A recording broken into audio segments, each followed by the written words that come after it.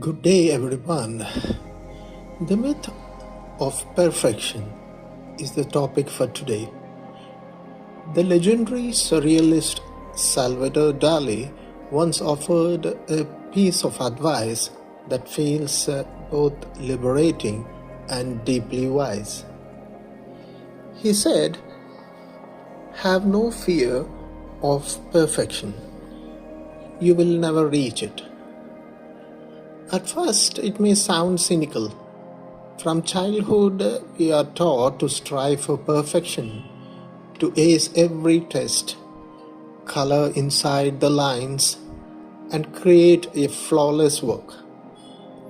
But Dali wasn't trying to discourage us. He was actually setting us free. Because if perfection is truly unattainable, then fear of failing to reach it is not only useless, it's unnecessary. Yet this raises a deeper question that has puzzled creators, philosophers, and critics for centuries. What exactly is perfection in art? And by what measure do we judge it? For many people, perfection means hyperrealism. A painting so technically flawless that it's almost indistinguishable from a photograph. And let's be clear, there is nothing wrong with that. Photorealistic art demands extraordinary skill, patience, and mastery. When executed well, it can be breathtakingly and deeply moving.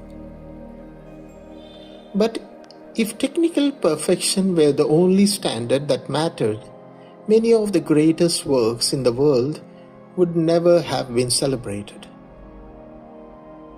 Think of Vincent van Gogh swirling emotional skies and warped bedrooms, or Pablo Picasso's who shattered the human form into sharp, impossible angles.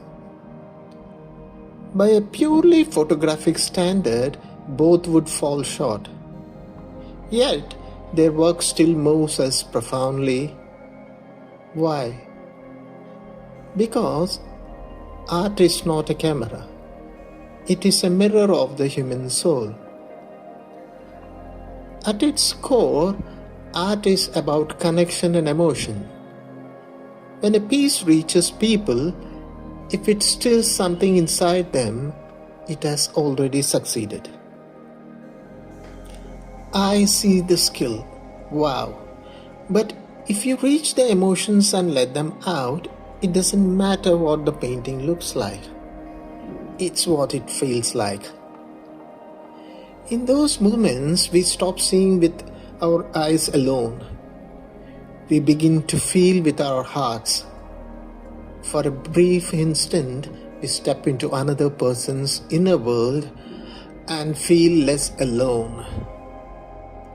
The great expressionist Edvard Munch understood this deeply.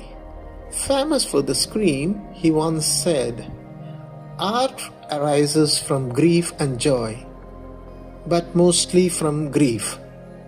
It arises from the people." Munch knew that real art doesn't come from flawless technique or textbooks. It emerges from this messy, chaotic truth of being human. A camera can capture a face perfectly, but only an artist can capture the weight of sorrow or the spark of joy behind it.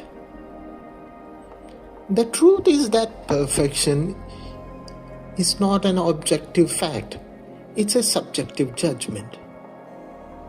What feels perfect to one person may feel cold and lifeless to another. Your version of perfection might live in raw, chaotic brushstrokes and vibrant emotion, while someone else lives in clean lines and classical symmetry.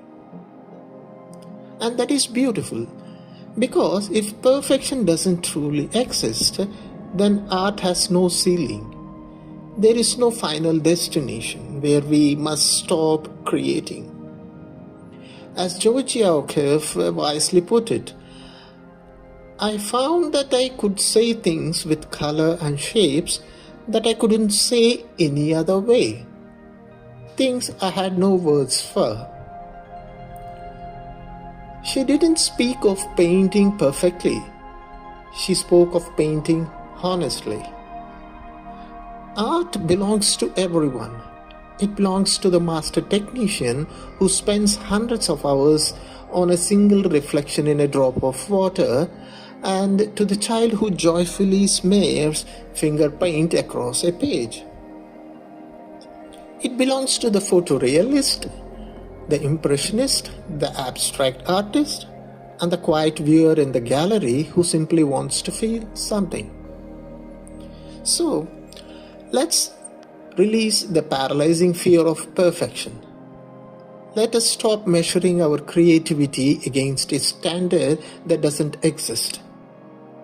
Instead, let us measure art by its honesty, its vulnerability, and its power to move the human spirit.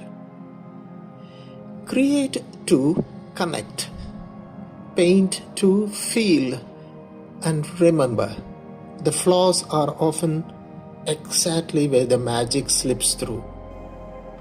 Thank you.